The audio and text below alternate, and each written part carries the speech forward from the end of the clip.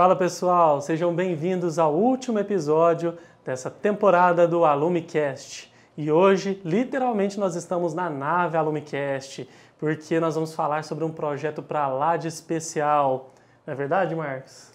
É isso aí, a gente não poderia encerrar a primeira temporada do AlumiCast sem falar do projeto aí que a gente participou, eu, o Alex, né, e a gente ficou tão envolvido.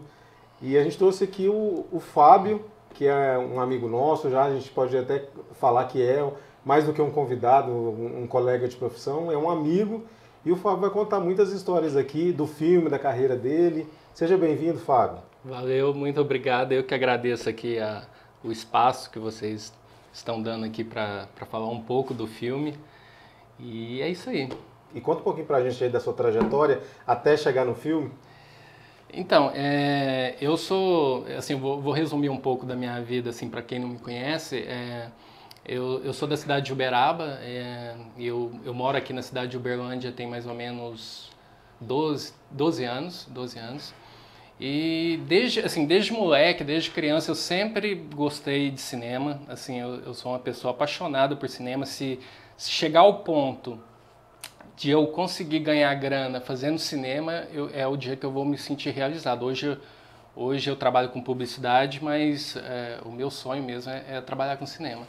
E eu sou de uma geração que não tinha internet. Eu nasci em 84, então eu cresci com disco de vinil, fita cassete, vi quando começou a internet discada, né? Então, eu lembro que quando eu era criança, assim, eu implorei para minha mãe, assim, de joelhos, para ela me dar uma câmera, assim, porque na época a câmera era muito cara. Artigo de luxo. Era. E, cara, e quando eu ganhei essa câmera, eu comecei a produzir filme stop motion, que é aquele quadro a quadro, né, de massinha. E quando eu era criança eu fazia muito vídeo de stop motion. E aí, cara, com 13, 14 anos eu comecei a trabalhar num supermercado e eu tava naquela fase assim, cara, não é isso que eu quero pra minha vida, né? E um dia eu tava lá trabalhando, cara, e as bancas ali onde você coloca os jornais ali para colocar os produtos, tava escrito lá num jornal que ia ter um festival, que era Festival do Minuto, que era um festival que a faculdade lá de Uberaba fazia uma vez por ano, que você produzia um vídeo de 1 minuto e você concorria nesse festival. Cara, aí eu falei, cara, eu tenho a câmera, eu vou produzir um vídeo. E aí eu produzi um vídeo de 1 minuto e fui participar desse festival. E eu tava no colegial, tava no segundo colegial. E, cara, e aí eu ganhei o festival. E eu lembro que quando eu ganhei, cara, eu fiquei numa felicidade que não era nem o prêmio, o troféu, não era isso. Mas, assim, eu concorri com a galera da faculdade, sabe? Porque... Você é um garoto de segundo colegial. E eu era do colegial. E eu fiquei tão feliz, cara, porque... E eu lembro que aí eu ganhei uma bolsa da faculdade, mas o que me deixou muito feliz mesmo foi um cara que estava lá assistindo o festival, ele era dono de uma TV lá, local, na ETTV, e ele virou para mim e falou, você não quer estagiar, você não quer trabalhar lá na produtora? Aquilo ali, assim, a minha felicidade foi aquilo, não foi nem... O verdadeiro prêmio foi esse, então. Para mim foi aquilo, porque eu nunca tinha visto um estúdio, não sabia o que era um chroma. Cara, aí eu fui e comecei a trabalhar nessa ETTV e chegando lá na ETTV foi a primeira vez que eu tive um contato com estúdio, com ao vivo, nunca tinha presenciado como era uma transmissão. E lá o pessoal transmitia para o Brasil inteiro. Bacana. E aí eu vi como é que funcionava uma mesa de corte, assim, a ilha de edição, que naquela época não era digital, era Betacam, Mini DV, Super VHS, então não era esses cartãozinhos digital. Sim. Igual. As ilhas estava começando a sair do processo pro não linear para o linear. Então, a partir desse momento, foi onde que eu comecei assim, a ficar mais apaixonado assim, pelo audiovisual, né? E aí quando começou as redes sociais, a internet, porque naquela época, assim, tudo que a gente produzia era para TV, não era internet, né? E porque lá, apesar de ser uma TV, a gente também produzia comerciais publicitários também. E ali, cara... Você foi para lá para trabalhar mesmo? Você entrou como estagiário? Entrei como estagiário, aí aprendi a editar, fui aprendendo... Aí virei editor, mas eu entrei sim como estagiário. Eu ficava carregando cabo, assim, sabe aquele serviço, assim, o faz tudo, né? O Severino. Eu era o Severino lá. Mas para mim foi muito bom porque eu comecei a ver como funcionava o processo de cada área ali, né? Que você começa a ver como que funciona a pós-produção, a produção, né? Tudo. E aí, cara, ali eu conheci uma galera muito bacana, assim, conheci uns editores muito bons. E aí chegou, eu não me lembro o ano certo, mas o dono lá da TV perguntou se eu não queria fazer um curso em São Paulo de animação 3D. E na época era a época assim, que a animação 3D estava começando a bombar, assim, né? E eu falei, cara, eu quero demais. Aí ele... Vocês usam muito coberturas, né? Isso, é porque a gente tinha que produzir vinheta, essas coisas. Uhum. E aí, cara, ele falou, é o seguinte, você vai para São Paulo fazer o curso, só que eu vou pagar para você só o curso.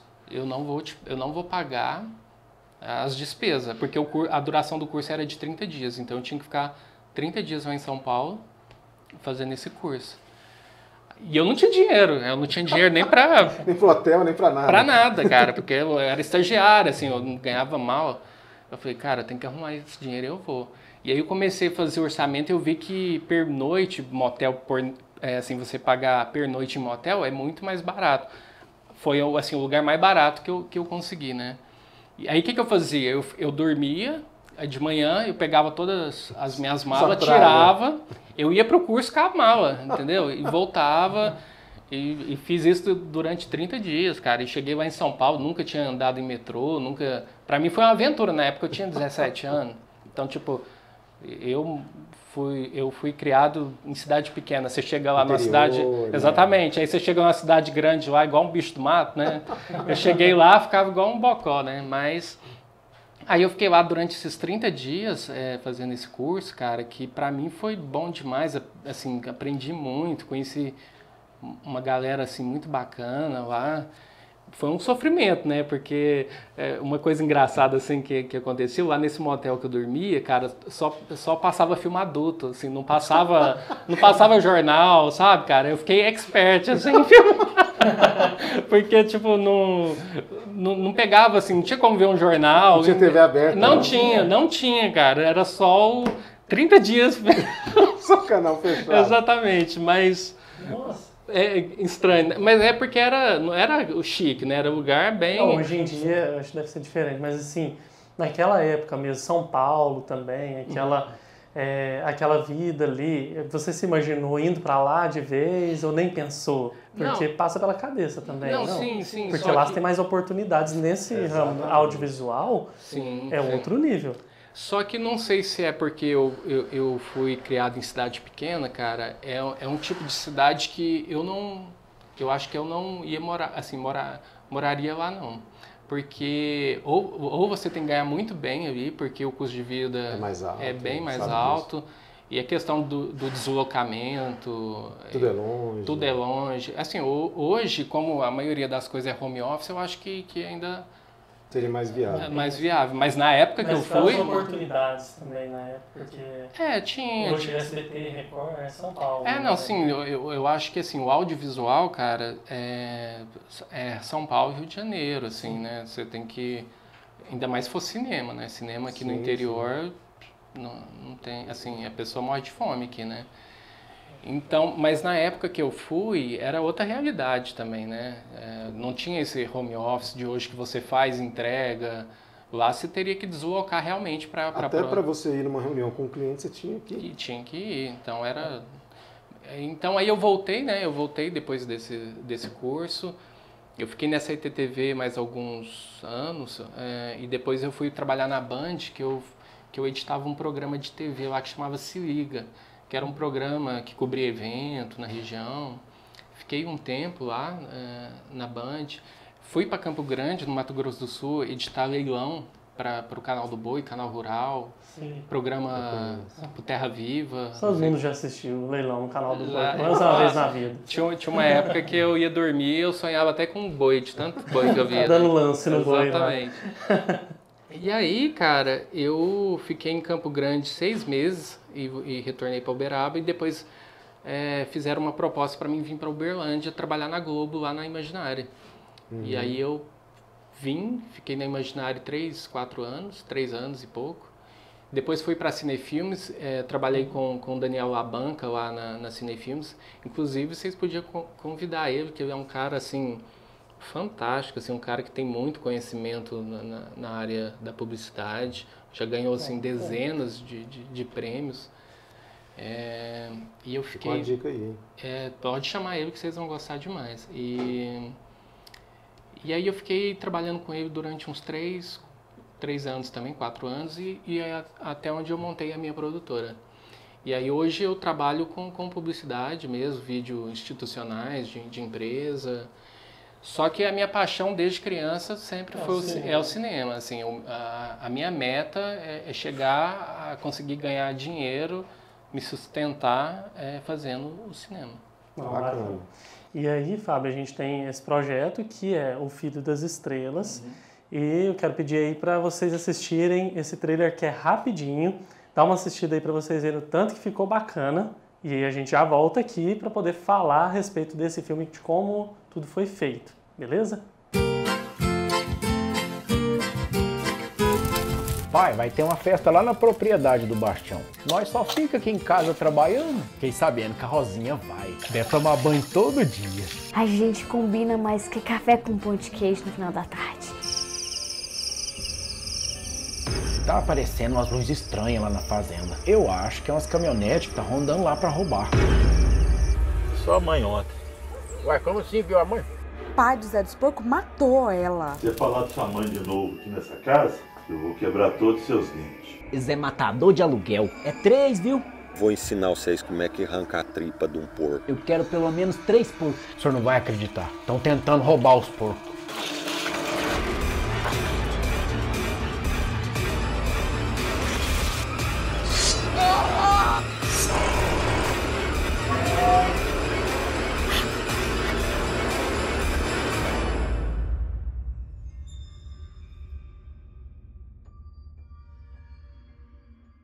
E aí, pessoal, gostaram do trailer?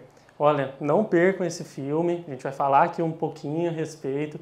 Inclusive um amigo meu, Washington, aliás, abraço Washington, aí sempre mandando os feedbacks pra gente, falou assim que achou muito bacana o trailer, porque ele começa ali numa pegada parecendo que é um romance, uma comédia, e de repente, Fábio, ele parte para um suspense que você fala assim, pô, o que aconteceu com esse cara?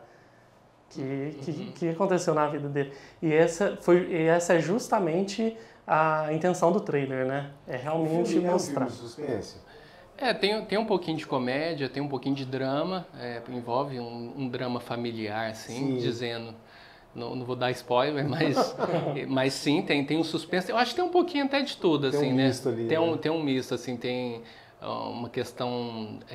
não seria um terror, mas é um suspense, né? É uma pegada... Tem um pouco de mistério. De mistério. Essa coisa toda. Exatamente. Ô, Fábio, conta pra gente, porque provavelmente alguém deve ter te perguntado qual foi a sua motivação, a sua inspiração. Quando você decidiu empreender no filme, o que te levou a fazer isso? Então, esse filme, eu já estava com esse projeto engavetado, assim, tinha 5 anos que eu tinha feito o roteiro. Mas ele estava na sua cabeça ou você já tinha no papel? Não, já estava no papel. Já tinha uns 5 anos que estava no papel. Não estava o roteiro todo, mas assim, pelo menos a ideia ali, uma sinopse ali do filme já estava na gaveta já.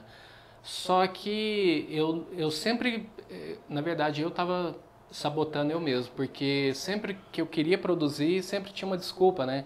Ah, não tem dinheiro, precisa de tempo para fazer isso. Agora não é o momento. Agora não é o momento. Sempre tinha alguma coisa, cara. E é engraçado que uma vez eu estava lendo uma frase motivacional, eu não lembro muito bem a frase, mas falava mais ou menos assim, use o que você tem, Não sei se vocês já ouviram. Com os recursos que você tem e tudo mais. E parece bobeira, mas faz muito sentido, né? Porque às vezes a gente fica esperando a hora certa, a oportunidade, mas eu acho que a hora é agora, né? Tipo, quando você quer uma coisa, eu acho que não existe falta de tempo, existe falta de interesse, né? Então, por exemplo, se uma mocinha te chama para sair, eu tenho certeza que você dá um jeito, você arruma uma hora, se você tiver afim da moça, né?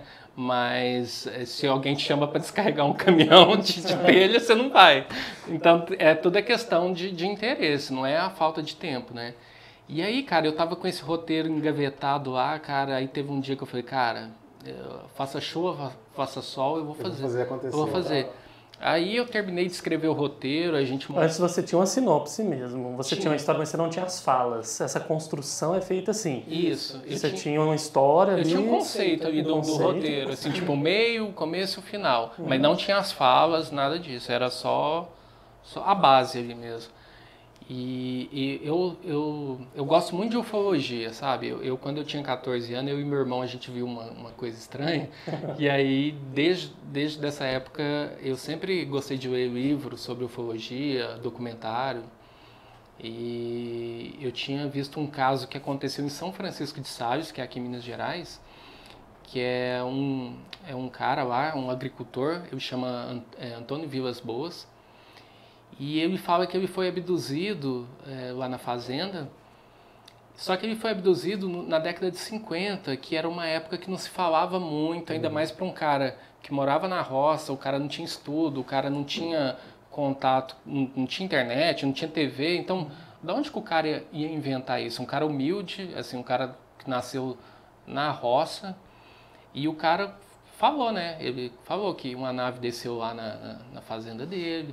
E é muito engraçado que quando você vê o depoimento... Ele já morreu, ele morreu em 94. Mas quando você vê o depoimento dele, cara, você vê a humildade do cara, assim, você vê que ele não tá ganhando nada com aquilo. Você sente verdade naquilo, né? E a história da abdução dele é muito interessante, Eu falei, cara, eu vou escrever um roteiro inspirado na vida desse cara. Então a trama que tem no filme não é a vida dele em específico, não, mas sim uma inspiração em eventos reais. Exatamente. O filme é inspirado em a parte de abdução em si. O engraçado é que no filme o que é mais extraordinário, assim, é real. E o que é normal é o que não é real, é a ficção. É o contrário, você tá me entendendo? Porque quando você assiste o filme, você pensa, isso aqui é ficção. Não, mas o que parece ser ficção é o real. Entendi. O drama da família que é ficção. Você tá entendendo? Entendi. É ao contrário, né? É interessante, né? E aí eu fiz a história baseada na vida desse cara, mas só da abdução. Mas aí a questão do romance ali é tudo criado mesmo, né? A Rosinha, o Zé dos Porcos. Ô Fábio, e aí a gente vai agora para a parte empreendedora, que provavelmente foi o maior desafio. Com certeza. E eu lembro o dia, a gente sempre conta aqui das histórias dos nossos convidados com a Alume. E o Fábio me mandou uma mensagem, falou, você conhece algum produtor? E um integrante da nossa equipe, da Alume, tinha feito um videoclipe na época para um cantor sertanejo. E aí pediu o contato do produtor, passei para ele, né, o valor. E aí ele falou assim, não, fora de cogitação, era um valor exorbitante, assim. E aí eu falei, o que você está precisando? Me conta aí. E aí ele veio e contou a história, o que era. Eu falei, coloca a gente nessa história aí que a gente vai embarcar junto com você. E falei com o Alex também topou de primeira. Mas a gente sabe que a parte empreendedora é a mais difícil. Né? Você não teve apoio do recursos do governo, exatamente, de empresas privadas. Conta pra gente sobre essa parte, né, de construir tudo isso, porque é um projeto. Sim. Quando você vai produzir um filme, cara, você tem que ter grana. Ainda mais se é um filme que é um longa-metragem, que tem muita produção, muita gente envolvida. A maior dificuldade mesmo é o financeiro, não tenha dúvidas disso, não tem dúvidas. Só que aí o que eu pensei, cara, o que eu tenho hoje? O que eu tenho de recurso para fazer esse filme? Eu tenho uns amigos que amam cinema, que vai abraçar a ideia comigo, e os que não conseguir abraçar, eu desembolso e vejo se consigo fazer mais barato. Porque no começo eu tentei arrumar patrocínio. E você bater na porta de uma empresa e falar que vai fazer um filme de ET, os caras riem da sua cara, né? Então, tipo, os caras não botam fé, né? Os caras falam assim, esse cara é louco, né? Vai fazer um filme de ET aqui. E eu falei, cara, eu vou fazer com o que eu tenho, com os recursos que eu tenho, vou juntar uma turma aqui que curte e vamos embora. E foi assim que aconteceu. No entanto, na questão, porque a gente não gravou só aqui em Uberlândia, a gente gravou Iraí de Minas, Uberaba e perto de Araguari, lá pra frente, né? Indo pra Caldas. Né? Exatamente. E vocês participaram, né, das gravações, vocês viram o sofrimento que é, porque a gente gravou com uma equipe super reduzida. Era uma câmera, tá, gente? Então, assim, quando você faz uma cena, às vezes vai ver a câmera de frente, a câmera de lado, mas só que é a mesma câmera. Exatamente. E foram gravadas várias vezes. Então, isso aí aumenta também a sequência de gravações. A produção porque uma câmera de cinema é caro. Então, tipo, a gente não tem estrutura para colocar 3 câmeras de cinema lá, né? Então, a questão da produção foi bem limitada mesmo, assim, na questão não só no recurso da produção, de atores, objetos de cena. Né? Então é aquilo que eu falei, a gente fez com o que a gente tinha mesmo, assim, a gente assim, tentou fazer o máximo com as ferramentas que a gente tinha. E aí você falou de patrocínio e tudo mais, você acredita que reduziu o preconceito com o filme nacional? Porque tinha muito preconceito com o filme nacional, né? Sim, porque nos anos 70 tinha muita questão da pornô chanchada que fazia, e isso queimou muito o cinema brasileiro. E nos anos 90 teve o negócio do Collor lá, então a questão de lei de incentivo, tipo, zerou. Então, quando começou a voltar a produzir filme, foi o Cidade de Deus, que deu um boom, assim. Mas o pessoal tem preconceito, mas é porque o pessoal não conhece, porque tem muita produção brasileira muito boa. Assim, eu poderia aqui falar de vários filmes brasileiros, assim, que eu sou apaixonado. Abril Despedaçado, não sei se alguém que já viu, eu acho fantástico.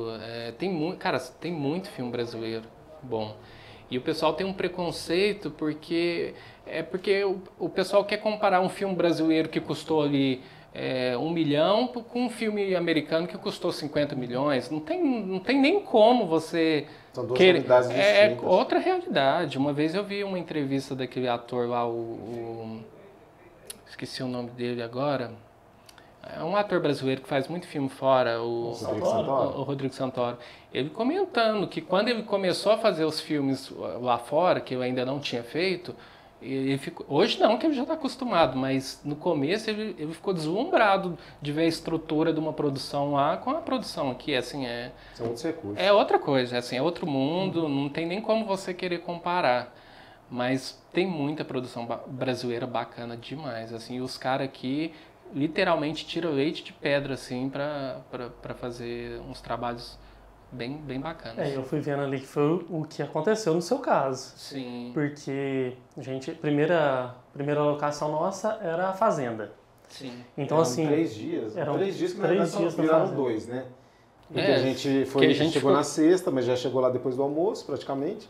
E a gente retornava no domingo, no começo da tarde. Então... E a gente ficava quase que 24 horas ali, a gente dormiu pouco, né? Porque a gente passava, porque a maioria das cenas era à noite, então a gente passava muita noite. Tinha gravado muito volume de cenas. Aquilo lá foi cansativo. A primeira cena ali foi até com o Marcos, né? Que a gente chegou à tarde e já foi gravar.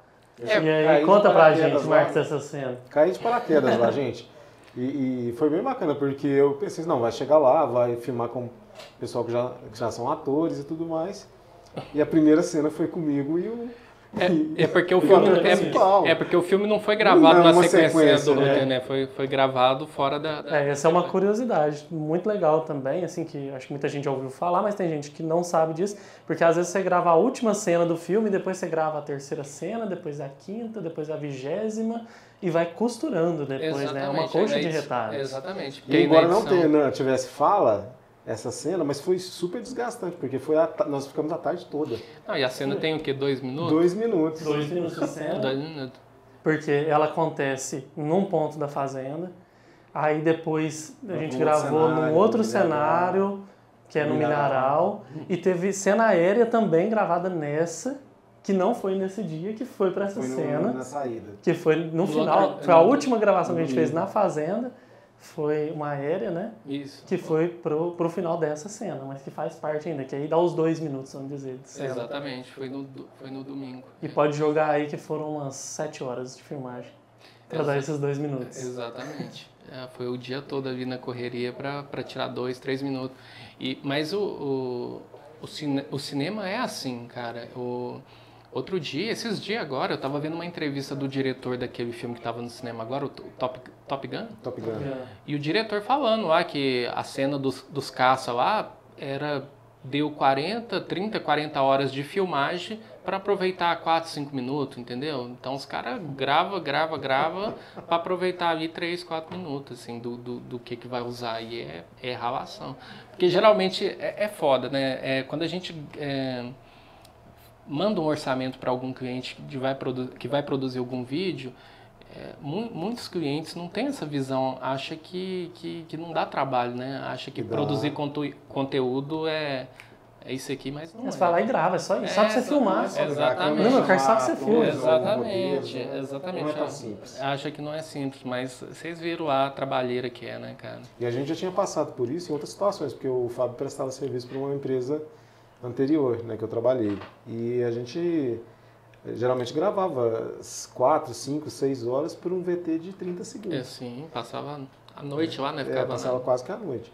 Ô Fábio, aí tem uma curiosidade em relação ao filme, é que o projeto inicial era um curta, 25 minutos, e você depois reestruturou. Porque o roteiro era um curta, por causa do financeiro, né? Mas como eu achava a história tão interessante, foi, cara, dá pra enriquecer isso aqui, cara, dá pra aumentar isso aqui. E aí eu fui enriquecendo, e quando vi, já tava mais de 1 hora de duração, falei, cara, é isso aqui. Não vou fazer curta, não.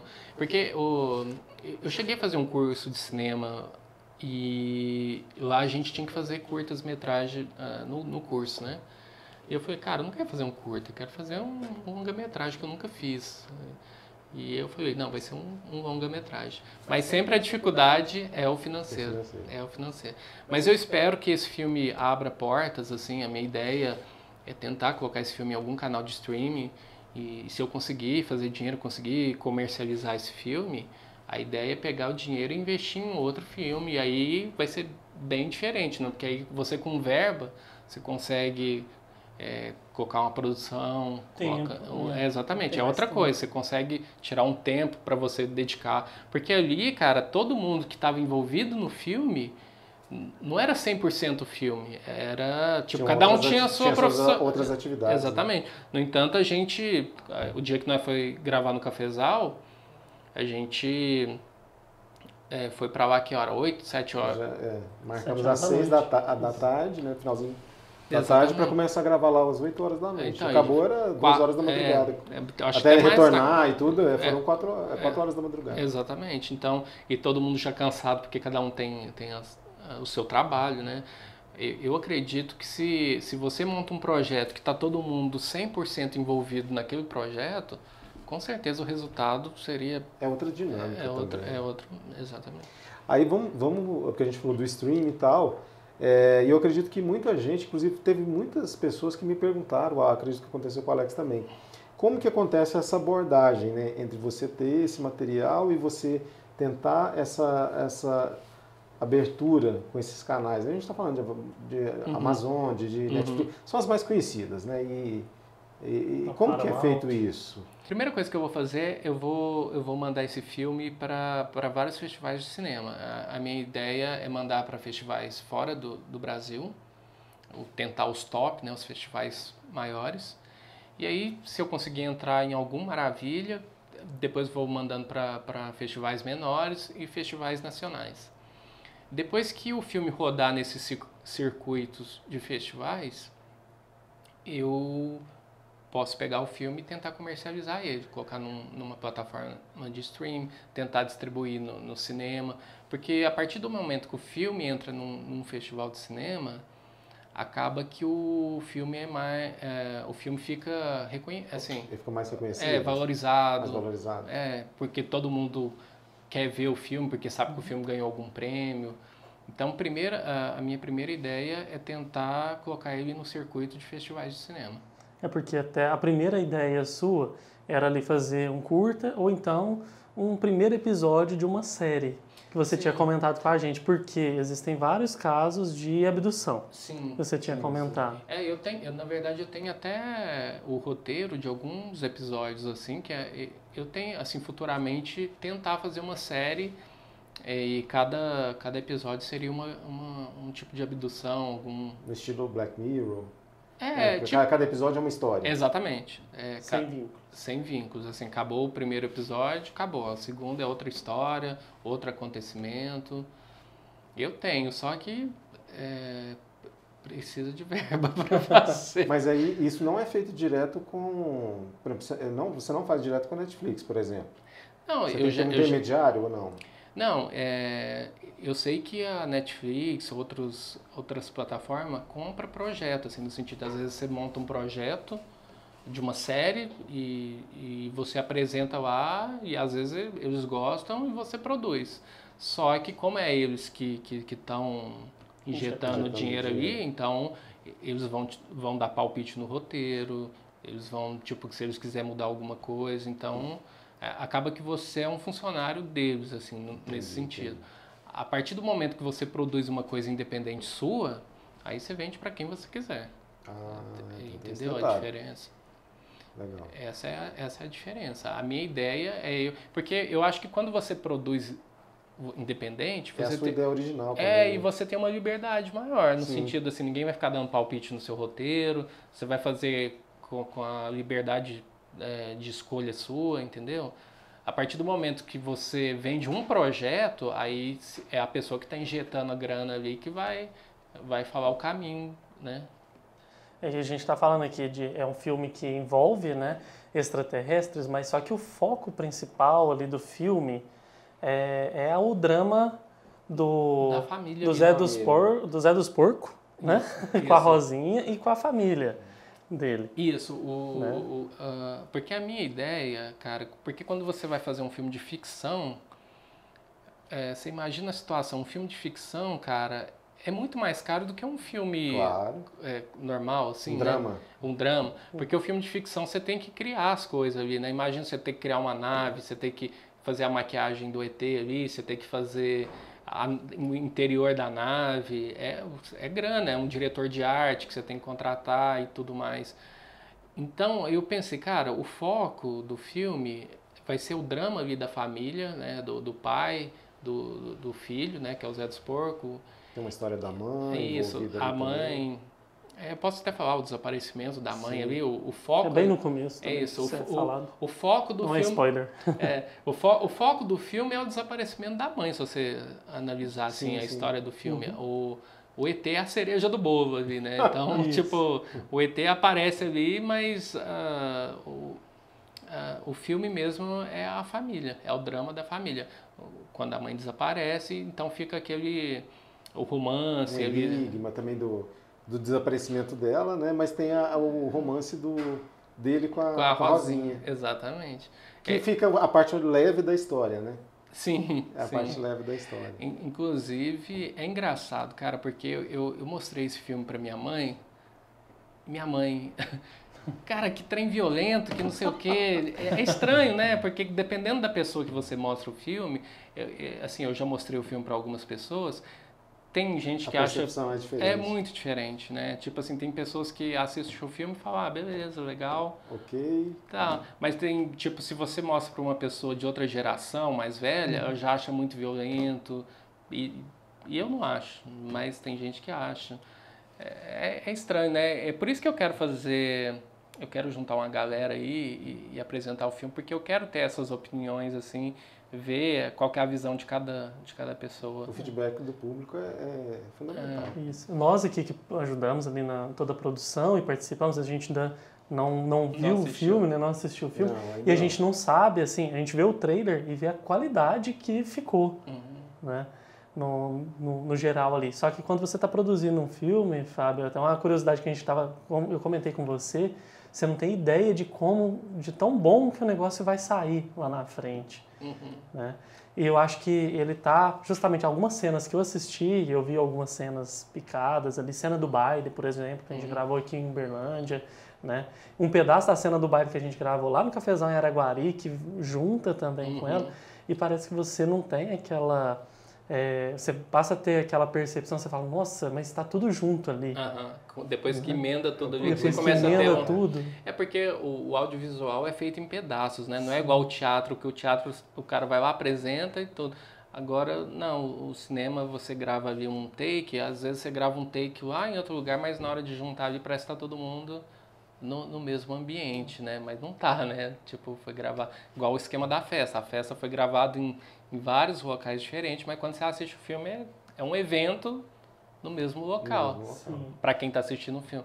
É porque, assim, eu acho engraçado que a gente que trabalha com audiovisual, a gente começa a ver como funciona o processo e isso tira um pouco a magia do cinema. Não sei se isso acontece com vocês aqui, mas quando você começa a descobrir como funciona o processo de edição, de tratar a imagem, de captação de vídeo, a gente começa a ver como é feito a estrutura ali do material. E aí, quando você vai assistir um filme, né, perde um pouco a magia, porque você fica vendo os defeitos ali. E eu acho isso tão ruim, cara, porque... parte de como é que chama aquela parte quando continua assim? Eu já vi várias cenas, por exemplo, às vezes a atriz na cena anterior tá com o cabelo solto e de repente ela tá de cabelo preso. E fala, mas a gente percebe essas coisas. Sim, percebe. Só que, mas por exemplo, quando você é criança, cara, você entra num cinema, aquilo ali é tudo mágico, né, cara? Você não vê os defeitos, você tá ali. Eu falo que o filme bom é quando você esquece que tá vendo o filme. Exatamente. Entendeu? Sabe quando você tá assistindo um filme, você se envolve tanto ali na trama do negócio que você até esquece que você tá vendo o filme? Eu acho que o filme bom é esse. Só que quando você trabalha na área, é difícil você separar, mas quando eu sempre, quando eu vou assistir um filme, eu tento desligar essa parte, assim, e tentar ver o contexto da história mesmo do filme. Quem que você quer que assista esse filme? Assim? Para quem você fez? É um público geral? É um público mais jovem? Você tem essa ideia? Eu acho que a galera que curte ufologia... Sim. Eu acho que vai gostar demais, cara. Quem curte ufologia pode assistir sem medo, assim, que vai gostar demais. Inclusive, eu vejo muita gente, assim, que gosta, amigos meus que gostam de ufologia, que tá louco para ver o filme. Eu acho que é só criança mesmo, assim. Eu acho que a partir dos 14 anos, porque como o filme tem cena de violência, de sexo, a partir dos 14 anos, a indicação. Né? Mas eu acho que para qualquer tipo de pessoa.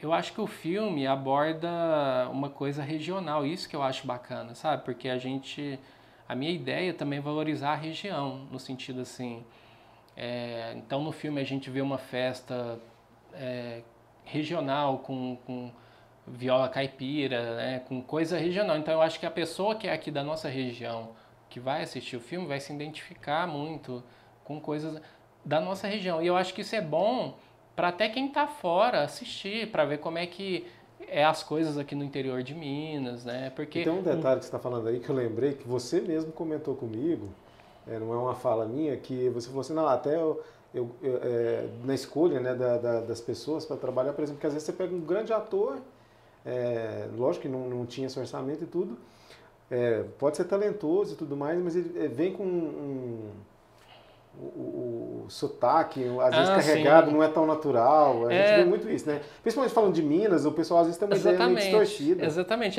Por isso que eu usei aquela frase lá do motivacional, usa o que você tem. Usa o que você tem. Porque o que eu pensei? Cara, eu não tenho grana para contratar um ator famoso. Um global. Nada. Então o que eu pensei? Cara, eu tenho que escrever um roteiro de uma história que se passa aqui na região, para mim pegar pessoas aqui da região, porque já tem um sotaque aqui da região, Então eu fico imaginando esse filme passando, por exemplo, em São Paulo ou qualquer outro estado, ver o cara falando ali e tipo, não saber se o cara é mineiro mesmo ou se o cara tá interpretando. Porque se aquele cara... se aquele cara não for de Minas, aquele cara fala muito bem Exatamente. o mineirês. Mas não, todos os atores foram aqui da região e a questão de fazer uma história aqui da região foi por causa disso, entendeu? Porque aí eu ia conseguir pessoas que já falam o mineirês, entendeu? Da forma correta. Exatamente, porque aí eu acho que acaba que ia ficar natural. Eu lembro que uma cena que a gente estava gravando, o ator começou a puxar muito R, né? Sim. Que igual a gente puxa. Só que eu falei, não precisa, a gente já puxa o R de natureza, não precisa forçar.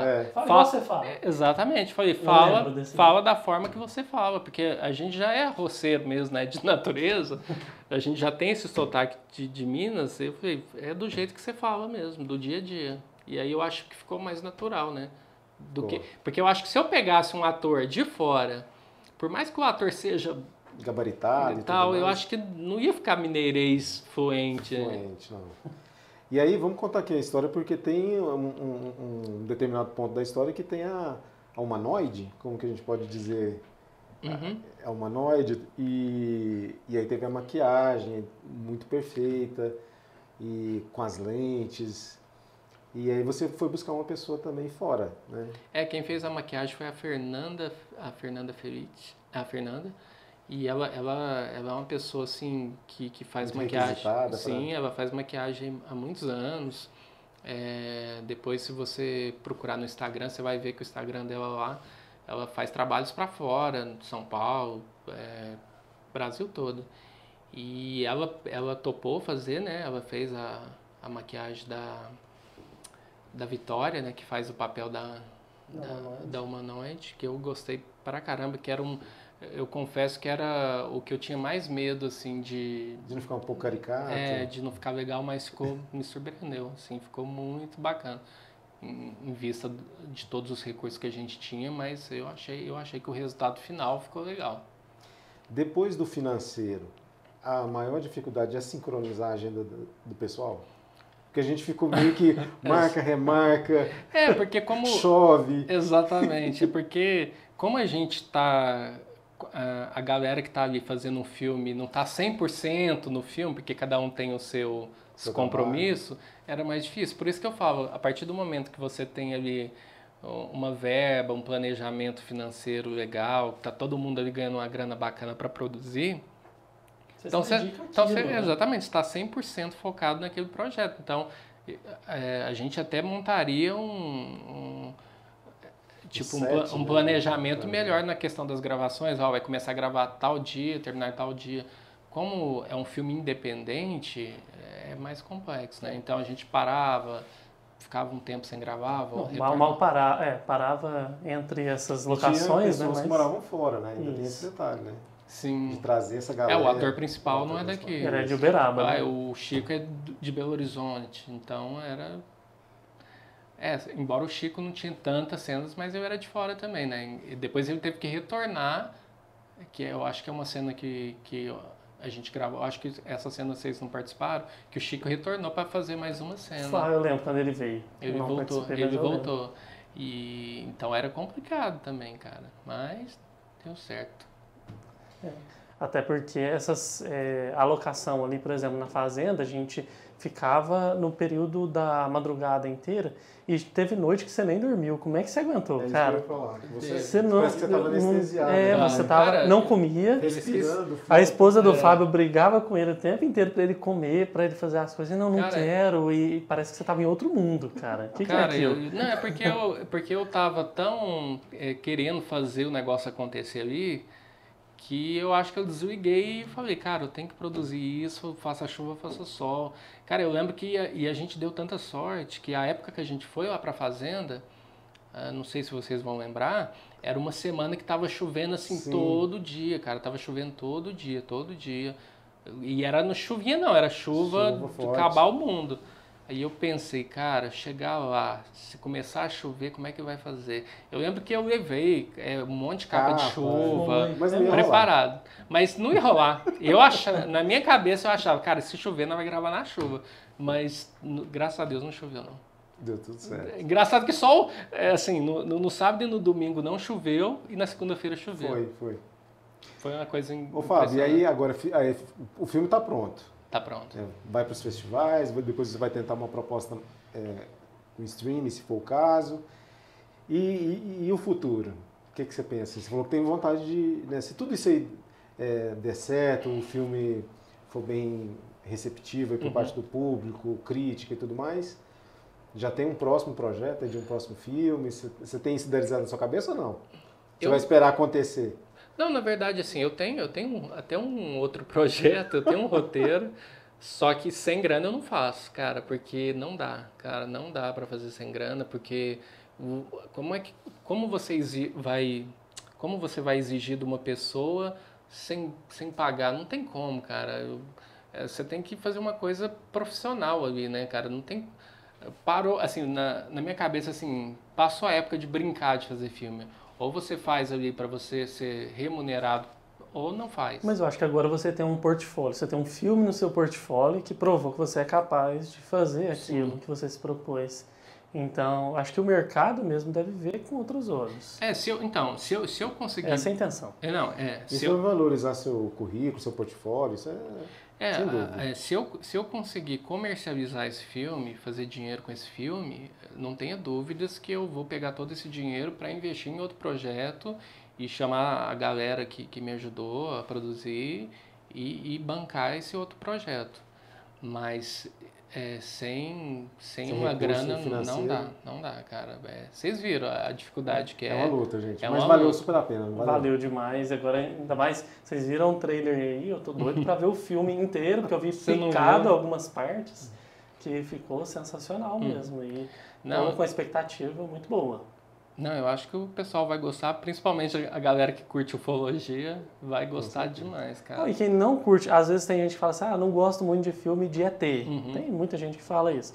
Mas eu vou falar pra vocês, não é o foco principal, claro que é a cereja do bolo, igual você disse. Mas assim, tem tanta coisa ali na trama, isso eu tô falando de fora e acompanhando, li o roteiro, vi o storyboard. O Fábio fez os desenhos assim, de cada cena lá, ficou sensacional também. E eu tô falando da minha visão também enquanto espectador. Ficou uma história muito legal de você ver. Ficou bom de você assistir. Os diálogos e tudo mais. Não, porque realmente ficou bom. Não é porque tem um pouco das nossas mãos ali também, mas é porque realmente ficou bom. E aí eu quero contar um detalhe para vocês, que para essa gravação de hoje, gente, teve uma pessoa que pediu, né, foi lá quando a gente anunciou o Fábio como convidado, essa pessoa pediu, me manda, deixa eu participar, cara, eu vou lá, eu fico no cantinho, não vou atrapalhar ninguém. E aí o Alisson mandou o direct, a gente atendeu o pedido dele. Vou mostrar o Alisson aqui rapidão. Chega aí, Alisson.